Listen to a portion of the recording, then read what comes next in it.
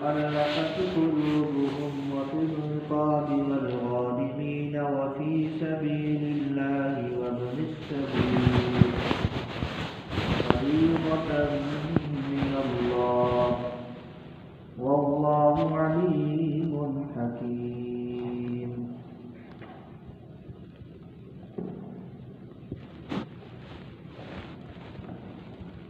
پارہ نمبر 10 سورۃ التوبہ آیت نمبر 60. اس آیت مبارکہ میں زکوٰۃ کے مصارف کو تفصیل کے ساتھ بیان کیا گیا ہے کہ کن کن افراد کو زکوٰۃ کا مال دینا جائز ہے.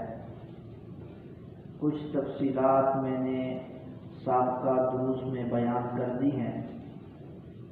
یہاں ایک بات مزید یہ ذہن نشین فرما لیں کہ رشتہ داروں میں اگر کوئی بندہ مستحق ہے حقیقی معنوں میں، اس کو زکوٰۃ دینا جائز ہے یا نہیں. کون کون سے رشتے ہیں اگر وہ مستحق ہیں تو زکوٰۃ دی جا سکتی ہے. تو یہ بات ذہن نشین فرما لیں. اصول اور فروع. اصول سے مراد والد، دادا، پردادا، اوپر جاؤ. فروع سے مراد بیٹا، بیٹی، پوتا، پوتی، نواسا، نواسی. یہ ایک لائن ہے اصول اور فروع کی. اصول سے والد سے اوپر جاؤ اور فروع سے والدہ سے نیچے جاؤ. ٹھیک ہو گیا. والد والدہ دونوں کے نیچے اولاد آ جاتی ہے، نواسا، نواسی، پوتا، پوتی. ان کو زکوٰۃ دینا جائز نہیں اگرچہ یہ مستحق ہی کیوں نہ ہو. دائیں بائیں آپ کے رشتہ دار ہیں، بہن ہے، آپ کا بھائی ہے، یا آپ کی پھوپھی ہے، آپ کی خالہ ہے، دائیں بائیں جتنے بھی رشتہ دار ہیں، اگر وہ صاحب نصاب نہیں، ان کی ضروریات زندگی پوری نہیں ہو سکتی تو ان کو زکوٰۃ دینا جائز ہے. یہ عام اصول ہے. اس اصول کو آپ ذہن میں رکھیں گے تو کوئی بھی رشتہ آپ کے سامنے آئے گا تو آپ آسانی سے یہ بات طے کر لیں گے کہ بھائی اس کو زکوٰۃ دینا جائز ہے یا نہیں. والدین سے اوپر جاؤ اصول کی طرف، یہاں زکوٰۃ نہیں دینی اگرچہ مستحق ہے. اور نیچے کی طرف بیٹا، بیٹی اور اس کی آگے اولاد، اس کو زکوٰۃ نہیں دی جا سکتی. دائیں بائیں جتنے بھی ہیں، بہن ہیں، بھائی ہیں، چچا ہے، ٹھیک ہو گیا، ماموں ہے، ممانی ہے، خالہ ہے، ان سب کو اگر یہ حقیقی معنوں میں مستحق ہیں تو ان کو زکوٰۃ دینا جائز ہے. اور رسالت مآب صلی اللہ علیہ وسلم نے فرمایا کہ جو بندہ اپنے رشتہ داروں میں جو مستحق ہیں ان کو زکوٰۃ دیتا ہے، اللہ دوہرا اجر ثواب عطا فرماتے ہیں. ایک اجر یہ کہ بھائی یہ اپنا فریضہ ادا کر رہا ہے، اور دوسرا اجر یہ کہ یہ صلہ رحمی رشتہ داری میں قائم کر رہا ہے. آج کل ایسے ہوتا ہے نا، خاص طور پر خاندان میں، محلے میں، گاؤں میں جہاں بندہ رہتا ہے قبیلہ ادھر ہی ہوتا ہے، تو قبیلے والے بھوک سے مر رہے ہوتے ہیں اور یہ چودھری صاحب جو ہے نا تیسرے محلے میں جا کے زکوٰۃ تقسیم کر رہا ہوتا ہے. ایسے نہیں کرنا چاہیے. سب سے پہلے دیکھا جائے گا کہ آپ کے خاندان رشتہ داروں میں کوئی مستحق ہے. اگر واقعی آپ سمجھتے ہیں کہ کوئی مستحق نہیں ہے، جیسے میں نے تفصیلات بیان کی ہیں، اگر مستحق نہیں ہے پھر آپ اپنے خاندان سے باہر اپنے علاقے کو دیکھیں. بھائی علاقے میں کوئی ہے، علاقے میں بھی آپ کی نظر میں کوئی نہیں ہے تو پھر آپ باہر جائیں. ٹھیک ہو گیا. اس انداز کے ساتھ زکوٰۃ دینی چاہیے. تو میں نے دو باتیں بیان کی ہیں کہ انما الصدقات للفقراء والمساکین. زکوٰۃ اور دیگر صدقات واجبہ، منت اور نذر، میں نے بتایا تھا منت اور نذر کا مال یہ بھی واجب ہے، اور یہ دینا بھی مستحق کو ہے، لیکن وہ مسلمان ہو، سید نہ ہو. یہ بات میں نے پہلے بیان کر دی. دو مصارف بیان کی کہ فقیر اور مسکین کو دینا ہے۔ نمبر 3 والعاملین علیہا، ان لوگوں کو بھی زکوٰۃ کا مال دینا جائز ہے جو زکوٰۃ جمع کرنے پر مامور ہیں، جن کی ڈیوٹی ہے۔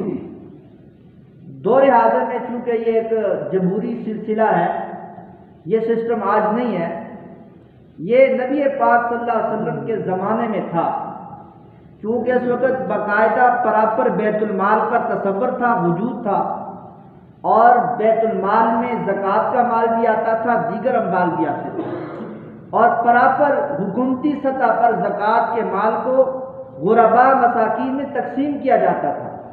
اور یہ وہ واحد اسلامی نظام ہے نا، اسلام ایک پرامن مذہب ہونے کے ساتھ ساتھ بہترین معیشت کو بھی کیا ہے، سٹیبل کرنے والا ایک مذہب ہے۔ آپ دیکھ لیں مکہ سے رسالت مآب صلی اللہ علیہ وسلم کس طرح بے سر و سامانی کے اعتبار سے تشریف لائے، کھانے پینے کے لیے کچھ نہیں ہے، مدینہ میں آئے اور چند سالوں میں اللہ تبارک و تعالیٰ نے معاشی اعتبار سے بھی ان کو مضبوط فرما دیا، اور دیگر اسلحہ کے اعتبار سے، افرادی اعتبار سے اللہ نے رسالت مآب صلی اللہ علیہ وسلم کی جماعت کو تقویت اور شان و شوکت عطا کی۔ اس کی وجہ کیا تھی کہ پراپر ایک نظام کا قانون تھا، لا تھا، اور لا کا نفاذ بھی تھا، یہ نہیں کہ صرف لا ہے اور لا اس کو لا رکھا ہوا۔ جب تک قوانین کا نفاذ نہیں تب تک امن اور معیشت بھی اسٹیبل نہیں ہو سکتی۔ تو بہرحال یہ ایک نظام مالیاتی سلسلہ اسلامی بہت بڑا سلسلہ ہے۔ تو بہرحال عرض یہ کر رہا تھا کہ اس زمانے میں آپ صلی اللہ علیہ وسلم قبائل کی طرف اور علاقہ جات کی طرف چند افراد کو متعین کرتے، ان کی ڈیوٹی لگاتے کہ فلاں قبیلے خاندان میں آپ نے جا کر زکوٰۃ کا مال جمع کرنا ہے، فلاں کی ڈیوٹی لگا دیتے آپ نے ادھر جانے ادھر سے کلیکٹ کرنا ہے۔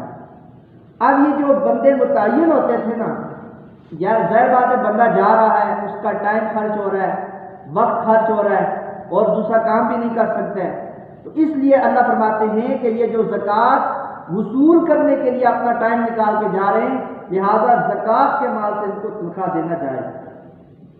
لیکن اب یہ چونکہ زکوٰۃ والا سلسلہ حکومتی سطح والا رہا نہیں ہے، سلسلہ عجیب سا ہو گیا ہے، تو اس لیے یہ اس زمانے کے ساتھ، ہاں آج بھی اگر کوئی ریاست اسلامیہ حقیقی معنوں میں اعلیٰ من حاج النبوہ، جس طرح رسالت مآب صلی اللہ علیہ وسلم نے اقتدار کیا، حکومت کی اور حکومت قائم کی، اس طرز پر اگر آج بھی اگر یہ سلسلہ ہوتا ہے تو پھر اس طرح یہ احکام اس طرح جاری ہو سکتے ہیں۔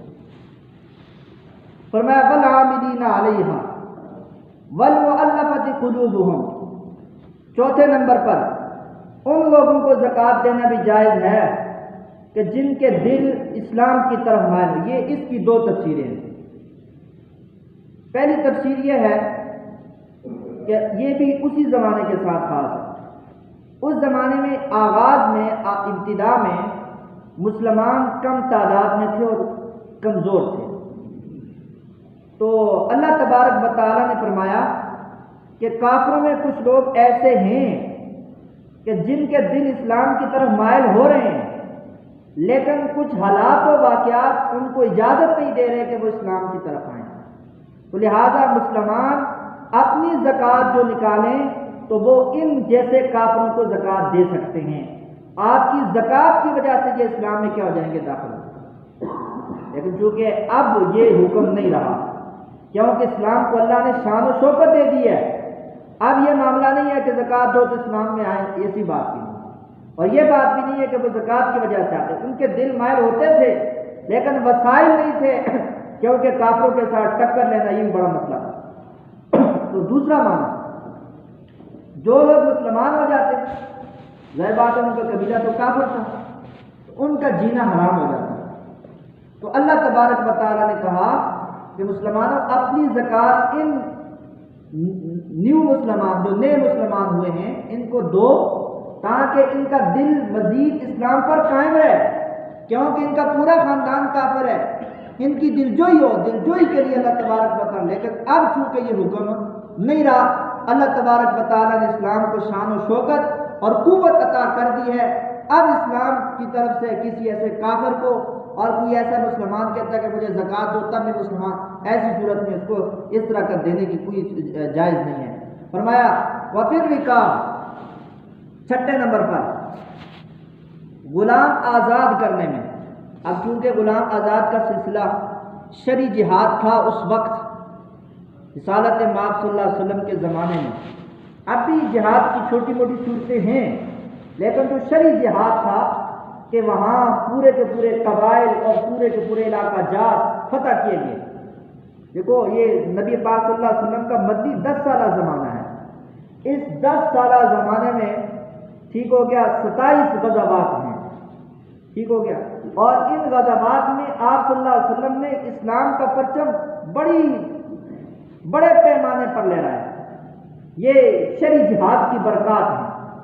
تو اس لیے فرمایا کہ وفی الرقاب، اس زمانے میں جو کافروں کی طرف سے لوگ گرفتار ہو جاتے تھے وہ غلام بن جاتے تھے، اگر عورتیں تھیں ان کو باندیا بنا دیتے، کیونکہ آج کل یہ سلسلہ رہا نہیں ہے، کیونکہ اب پوری دنیا میں اگر آپ سیٹ اپ دیکھیں نا، اقوام متحدہ سب سے اوپر ہے، اور جو ملک اپنی رکنیت اقوام متحدہ میں درج کروائے گا تو وہ بحیثیت ملک اپنے آپ کو وجود اور اپنا تصور دے گا، اگر نہیں کروائے گا تو لوگ مانتے ہی نہیں یہ ملک ہی نہیں ہے، ٹھیک ہو گیا۔ تو یہ آج کل چونکہ ایک جمہوری سلسلہ ہے، بہت ساری کہیں پر بادشاہت ہے، کہیں پر جمہوریت ہے، کہیں پر الگ الگ ڈکٹیٹرشپ ہے، یہ الگ سسٹم ہے، ٹھیک ہو گیا۔ یہ سارا جو احکام بیان کیے ہیں یہ اس حکومت اور سلطنت کے حوالے سے ہیں جو نبی پاک صلی اللہ علیہ وسلم کے طرز اور طریقے کے مطابق ہے۔ تو بہرحال آج مسلمان کمزور بھی اسی وجہ سے، بڑی معذرت کے ساتھ، کہ ہم نے اپنے اسلام کو، اپنے کلچر کو چھوڑ دیا ہے۔ ہم کہتے ہیں کہ یورپ کا کی کر گیا، یہ کر گیا، وہ کر گیا، جو ہم سے آگے نکل گیا۔ بھائی یورپ تو پھر بھی ہمارے نبی کی شریعت کو اور حضرت فاروق اعظم کے دور خلافت کے نقشوں کو دیکھ کر چلتا ہے، ہم پھر بھی کیا اسے کو سے دور ہو چکے ہیں۔ بہرحال اللہ تبارک و تعالیٰ فرماتے ہیں کہ غلام آزاد، اس زمانے میں لوگ غلام آزاد نہیں کرتے تھے، غلام سے کہتے تھے بھائی پیسے دے تو آزاد ہے۔ تو فرمایا کہ ان کو زکوٰۃ دینے میں آپ مدد کریں تاکہ یہ اپنی جان کو چھڑا لیں۔ نمبر 6 والغارمین، وہ لوگ جو قرضے نیچے دب چکے ہیں اور ان کی ضروریات زندگی مشکل ہو چکی ہے، ان کو بھی زکوٰۃ کا مال دینا چاہیے۔ اس کی کئی صورتیں ہو سکتی ہیں۔ مثال کے طور پر ایک بندہ بڑا مالدار ہے، اس کی کیا ہے، مارکیٹ ہے، دکان ہے، لیکن کوئی حادثہ آتا ہے، آگ لگ جاتی ہے، مثال کے طور پر آگ لگی، اس کی ساری زندگی کی محنت جمع پونجی کیا ہو گئی، آگ میں ختم۔ اب یہ بندہ کیا ہے، ہیرو سے زیرو ہو گیا۔ اب اس بندے کو اگر یہ ہیرو سے زیرو ہے تو اگر اس کے ساتھ تعاون کیا جائے کہ بھائی یہ زکوٰۃ کی بات میں یا چل کچھ ہمدردی ہو جائے گی تو یہ زکوٰۃ دینا چاہیے۔ ہوتا ہے نا بعض اوقات کسی کی دکان کیا ہوگی، جل گئی ہے، گھر جل گیا ہے، تو بندہ مالی اعتبار سے بہت غربت سے بھی نیچے آ جاتا ہے، تو پھر لوگ تعاون کرتے ہیں، ٹھیک ہے، یہ ہمدردی بھی ہوتی ہے۔ تو اگر زکوٰۃ کی صورت میں بھی اگر اس کو دیا جائے نا تو یہ جائز ہے۔ فرمایا وفی سبیل، نمبر 2 دوسرا یہ کہ مقروض ہے بندہ بہت زیادہ اور گھر کا نظام نہیں چل رہا، تو گھر کا نظام چلانے کے لیے پھر اس کو مقروض کو زکوٰۃ دینا جائز ہے۔ نمبر 3 اس کا قرض ادا کرنے کے لیے بھی زکوٰۃ دینا یہ جائز ہے۔ اس پہ بہت بڑا سوال ہے، اس پہ بہت ساری حدیثیں ہیں، بہرحال وقت نہیں۔ وفی سبیل اللہ وابن السبیل، نمبر 7 اللہ کی راہ میں جہاد کرنے والا مجاہد، اس کے پاس اسلحہ ساز و سامان اور اس کے پاس کھانے پینے کے لیے سلسلہ نہیں ہے تو زکوٰۃ کی صورت میں اس کو دیا ہے۔ ہاں اگر اس کو گورنمنٹ دے رہی ہے تو پھر زکوٰۃ نہیں لگتی ہے۔ فرمایا وابن السبیل، اور مسافر، راہ میں چل رہا ہے، مسافر ہے، کہیں ایسے ہوتا ہے کہ بندے کے پاس کہیں چوری ہو جاتی ہے، کوئی بٹوا نکال لیتا ہے، پیسہ نکال لیتا ہے، بندہ پاس کچھ بھی نہیں ہوتا، پیچھے منزل میں دیکھو تو وہ بڑا اعلیٰ کیا ہے، کاروبار والا ہوتا ہے، اچھا مال وزن والا ہوتا ہے۔ تو فرمایا کہ یہ سفر میں ہے، اب ضرورت کی بنیاد پر اس کو جو کچھ چاہیے زکوٰۃ کی مد میں آپ اس کو بھی دے سکتے ہیں، بے شک وہ پیچھے سے کیا ارب پتی ہو، لیکن اب سفر میں ہے، اب سفر میں تو بیچارہ مجبور ہے، تو اب اس کی مجبوری آپ زکوٰۃ کی صورت میں بھی کیا ہے، پوری کر سکتے ہو۔ یہ 8 مصارف اللہ تبارک و تعالیٰ نے بیان کرنے کے بعد فرمایا فریضۃ من اللہ، یہ اللہ کی جانب سے فریضہ ہے، لہذا آپ نے زکوٰۃ دینی ہے، یہ بھی آپ پر فرض ہے، اور اگلا فرض یہ ہے کہ جس کو دی جا رہی ہے اس کو بھی آپ نے چیک کرنا ہے، چیک اینڈ بیلنس ہونا چاہیے، یہ نہیں کہ وہ غربت کے نام پر آپ سے پیسے بٹورتا رہے۔ فرمایا واللہ علیم حکیم، اللہ جاننے والا حکمت والا ہے۔ آپ نے ظاہری طور پر تحقیق کر کے کیا ہے زکوٰۃ کا مال دینا ہے، باقی غیر دان ذات اللہ تبارک و تعالیٰ کی ہے۔ اللہ جاننے والا بھی ہے، اللہ حکمت والا بھی ہے۔ اللہ علیہ